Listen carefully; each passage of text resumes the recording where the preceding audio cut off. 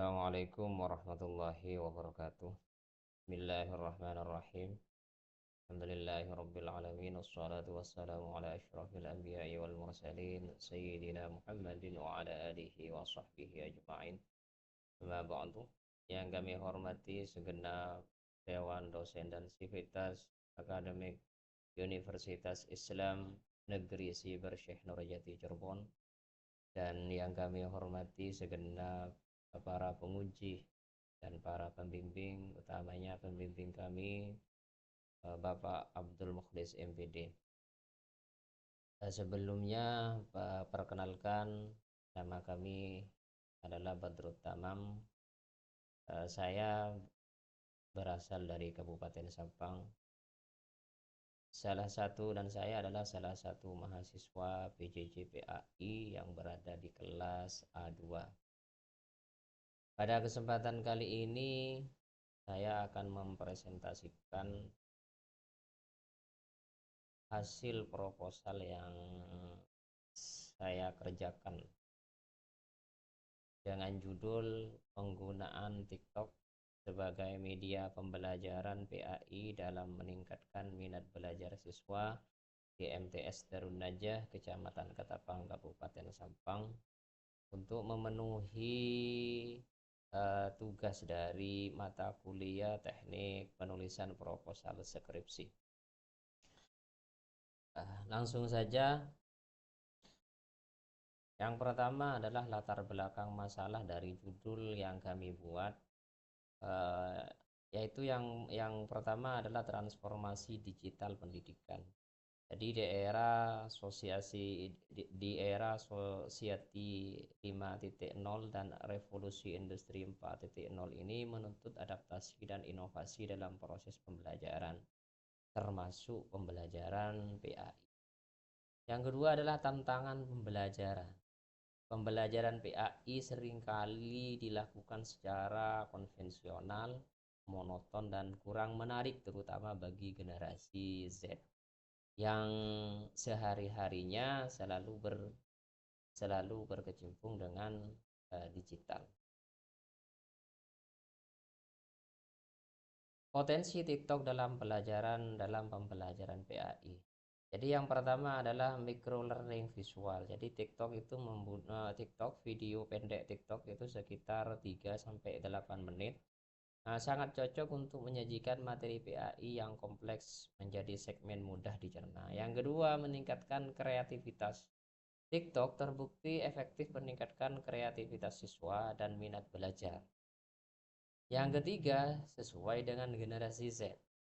Platform ini sangat digandrungi generasi Z yang menyukai konten-konten visual, ringkas, dan cepat. Selanjutnya, identifikasi masalah. Pembelajaran konvensional PAI masih cenderung monoton dan didominasi metode ceramah. Yang kedua, minat belajar rendah. Siswa kurang tertarik karena metode tidak sesuai preferensi belajar. Yang ketiga, kesenjangan gaya. Gaya mengajar guru yang klasik bertemu dengan karakteristik murid generasi Gen Z yang cenderung menggandrungi digital. Terus, pemanfaatan TikTok belum optimal. Potensi besar TikTok ini belum tergali secara maksimal sebagai media pembelajaran PAI. Tantangan dan resiko, tentu setiap media itu punya tantangan dan resikonya masing-masing. Tak terlepas juga pemanfaatan media TikTok ini dalam pembelajaran. Di antaranya adalah distorsi nilai agama. Ada konten-konten yang tak sesuai dengan nilai-nilai agama. Manajemen waktu juga menjadi tantangan. Konten negatif, ada banyak konten-konten negatif berseliweran di TikTok. Dan literasi digital guru yang masih sangat minim sekali. Selanjutnya, pembatasan dan perumusan masalah. Pembatasan masalah yang pertama adalah bentuk penggunaan TikTok. Menjadi mendeskripsikan bagaimana TikTok itu digunakan sebagai media pembelajaran. Yang kedua adalah kelebihan dan tantangan dari media TikTok. menganalisis kelebihan dan tantangan penggunaan TikTok dalam pembelajaran PAI. Yang ketiga adalah lokus penelitian. Fokus penelitiannya diimplementasikan di MTS Darun Najah, Kecamatan Ketapang, Kabupaten Sampang. Sedangkan rumusan dari penelitian ini, yang pertama ada 2 rumusan. Yang pertama adalah bagaimana bentuk penggunaan media sosial TikTok sebagai media pembelajaran PAI di MTS Darun Najah. Yang kedua, apa kelebihan dan tantangan penggunaan media sosial TikTok sebagai media pembelajaran PAI di MTS Darun Najah. Dari 2 rumusan tadi, dari 2 rumusan tersebut ada tujuan dan manfaat penelitian. Yang pertama tujuannya. Tujuan dari penelitian ini yang pertama adalah mendeskripsikan bentuk penggunaan. Jadi menggambarkan implementasi TikTok dalam PAI, dalam pembelajaran PAI di MTS Darun Najah, Kecamatan Ketapang, Kabupaten Sampang. Yang kedua adalah mendeskripsikan kelebihan dan tantangan. Jadi mengidentifikasi aspek positif dan negatif, kendala, kelebihan dan tantangan penggunaan TikTok ini dalam pembelajaran PAI. Sedangkan manfaat penelitian ini ada 3 aspek. Yang pertama adalah manfaat teoritis, menambah hasanah keilmuan, teknologi pendidikan dan media pembelajaran PAI. Yang kedua manfaat praktis untuk guru PAI, masukan dan untuk inovasi dan antisipasi tantangan dalam pemanfaatan TikTok sebagai media pembelajaran PAI. Yang ketiga adalah manfaat praktis untuk tempat atau lokus penelitian, yaitu MTS Darun Najah. Data untuk merumuskan kebijakan pengembangan pembelajaran digital di sekolah tersebut. Kajian pustaka selanjutnya, penelitian ini membandingkan 5 studi terdahulu yang relevan. Yang pertama, penelitian yang dilakukan oleh Ismania et al. Tahun 2025 dengan judul Fokus pada peran TikTok sebagai inovasi media PAI di abad 21. Penelitian ini menggunakan metode studi pustaka.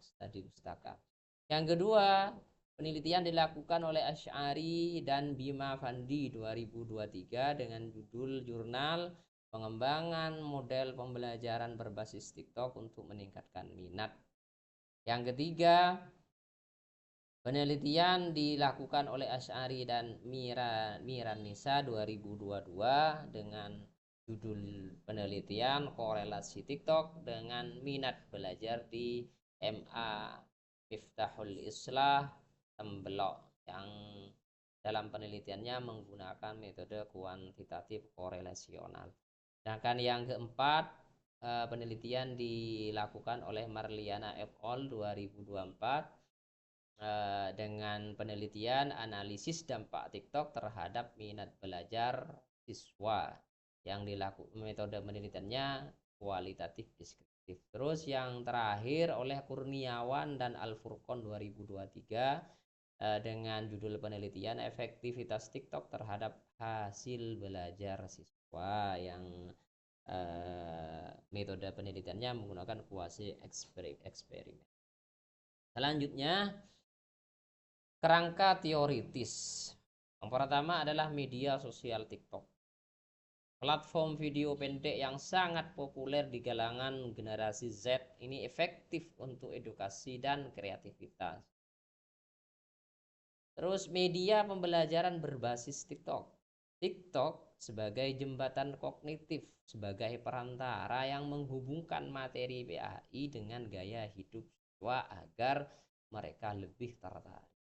Akhirnya, minat belajar siswa, kondisi psikologis yang dapat ditingkatkan melalui intervensi media yang tepat. Keadaan minat yang sangat rendah terutama pada pelajaran PAI ini bisa ditingkatkan dengan melalui media yang tepat dan sangat digandrungi oleh para remaja Gen Z di MTS Darun. Selanjutnya adalah pembelajaran PAI. Jadi transformasi nilai-nilai ilahi dengan metode adaptif dan menarik secara visual.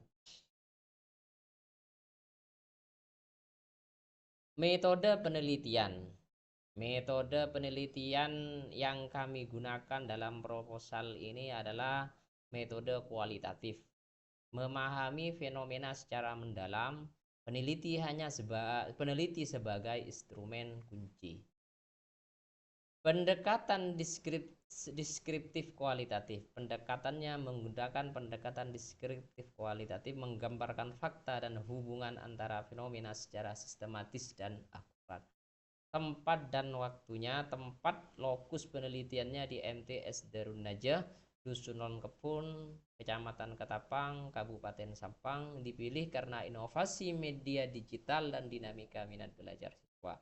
Dan waktunya berkisar antara bulan Desember 2025 hingga sampai Februari 2026. Penelitian berlangsung selama 3 bulan, meliputi pralapangan, lapangan, dan analisis data. Data dan sumber data, ada data primer dan ada data sekunder. Data primer wawancara mendalam dan observasi dari guru PAI, siswa dan kepala madrasah. Sedangkan data sekunder adalah dokumen pembelajaran, artefak digital seperti konten TikTok dan lain-lain, profil madrasah dan dokumentasi kegiatan. Teknik pengumpulan datanya, yang pertama menggunakan observasi. Jadi partisipan pasif fokus pada aktivitas guru, siswa, dan situasi kelas. Yang kedua, dengan wawancara semi terstruktur dengan guru, siswa, dan kepala madrasah. Yang ketiga adalah dokumentasi fisik atau administrasi dan digital seperti screenshot, tautan, video TikTok, dan lain-lain. Selanjutnya, keabsahan dan analisis data. Teknik keabsahan data terdapat 4 aspek. Yang satu, pertama, perpanjangan pengamatan, membangun kedekatan untuk informasi yang jujur. Yang kedua, peningkatan ketekunan, mengamati detail kecil untuk deskripsi akurat. Yang ketiga, triangulasi, membandingkan sumber dan teknik untuk validasi data. Yang keempat, bahan referensi, bukti fisik seperti foto rekaman sebagai autentikasi penelitian. Teknik analisis data, reduksi data, memilih, merangkum, dan memfokuskan data relevan. Penyajian data, menyusun narasi logis dengan bukti pendukung, penarikan kesimpulan, dan verifikasi, menjawab rumusan masalah berdasarkan data yang kredibel. Mungkin cuma itu yang bisa kami sampaikan. Mohon maaf bila terdapat banyak sekali kekurangan. Mohon bimbingannya kepada semua para dosen, terutama dosen pembimbing kami Bapak Abdul Mukhlis. Terima kasih kami sampaikan. Wassalamualaikum warahmatullahi wabarakatuh.